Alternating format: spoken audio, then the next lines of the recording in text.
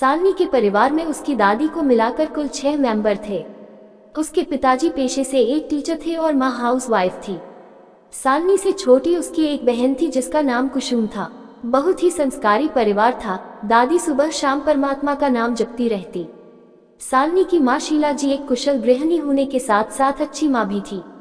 उन्होंने अपनी दोनों बेटियों को हर अच्छे बुरे की शिक्षा दी थी।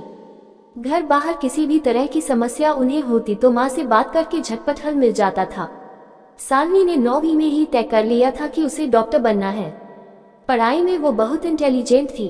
उसके परिवार में सबको उस पर भरोसा था कि वो अपना सपना जरूर पूरा करेगी। सालनी बहुत मन लगा के पढ़ाई कर रही थी। मोहल्ले की सुंदर लड़की थी सालनी। लंबे घने बाल, गोरा रंग, खिलखिलाता चेहरा, किसी परी से कम नहीं थी वो, जो उसको देखे बस देखता ही रह जाए। स्कूल में भी हर लड़के की पसंद थी सालनी, लेकिन सालनी इन सब बातों से बेखबर अपने लक्ष्य की ओर बढ़ती जा रही थी। उसने 12वीं में पूरे शहर में टॉप करके अपने माता पिता नाम रोशन कर दिया। अब उसे आगे की पढ़ाई के लिए शहर से बाहर जाना था। एक बहुत ही अच्छे कॉलेज में उसका एडमिशन हो गया। बहुत सी हिदायतों के साथ उसे हॉस्टल दिलवाकर उसके मम्मी पापा वापस आ गए। घर वाले थोड़े निश्चिंत इसलिए भी थे क्योंकि उनके मोहल्ले का लड़का विराट भी तो उसी कॉलेज में पढ़ता था जो सालनी से 1 साल सीनियर था। विराट के परिवार में उसके मम्मी पापा और एक छोटा भाई था। विराट के पापा की शहर में कपड़ों की बहुत बड़ी और अच्छी दुकान थी। विराट भी पढ़ाई में बहुत अच्छा था। उसे MBA करना था, इसीलिए उसने ग्रेजुएशन में कॉमर्स को चुना। वहीं दूसरी तरफ सालनी नॉन मेडिकल की स्टूडेंट थी। दोनों का कॉलेज एक ही था। विराट सालनी के बचपन का दोस्त था, इसीलिए सालनी दिन में एक बार उससे जरूर मिलती थी। कोई भी प्रॉब्लम होती वो विराट को कह देती। ऐसे ही कॉलेज का 1 साल बीत गया। अब सालनी नए माहौल में एडजस्ट हो चुकी थी। वो बहुत मेहनत कर रही थी। कॉलेज में उसकी अलग पहचान बन चुकी थी। इसके कई कारण थे। पहला, एक तो वो बहुत ही सुंदर थी। एक उसकी सादगी और उसकी इंटेलिजेंसी के तो सभी कायल थे। हर कोई उससे दोस्ती करना चाहता था। हर टीचर की वो चहेती थी। अपनी माँ को जब ये सब बताती तो माँ को बड़ी खुशी होती। बहुत से लड़कों के ऑफर वो बड़े सलीके से मना कर चुकी थी। उसका ध्यान बस अपने सपने को पूरा करने पर था। इसी तरह 1 साल और बीत गया।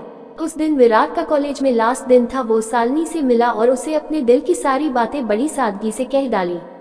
विराट ने कहा, मुझे पता है कि तुम्हारी खूबसूरती से इम्प्रेस होकर लड़के आए दिन तुम्हें प्रपोज करते रहते हैं, लेकिन मैं सच कह रहा हूँ, मैं तुम्हारी सादगी को बचपन से ही पसंद करता हूँ।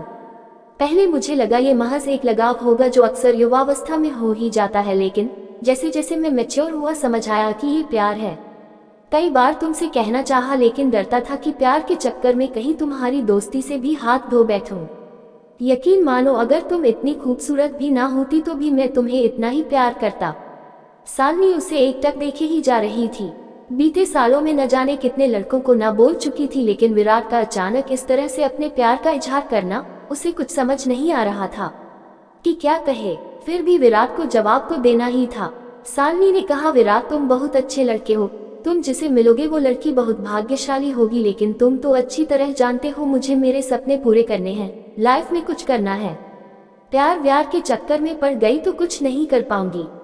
विराट ने कहा कि कौन कहता है तुम अपने सपने पूरे ना करो। तुम वो सब करो जो करना चाहती हो। मैं अपने मन की बात तुम्हें आज भी नहीं कहता, लेकिन मुझे MBA करने अमेरिका जाना है। जाने से पहले तुम्हें सब कह देना चाहता था।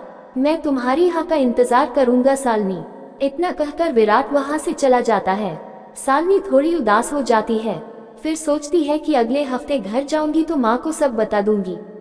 सालनी ने अगले दिन विराट को हाँ बोल दिया। वो भी सपने में सोच रही थी अब कैसे बोलूं, उसे मैं भी कितना चाहता हूँ। I love my Virat. Next part में मिलते हैं दोस्तों।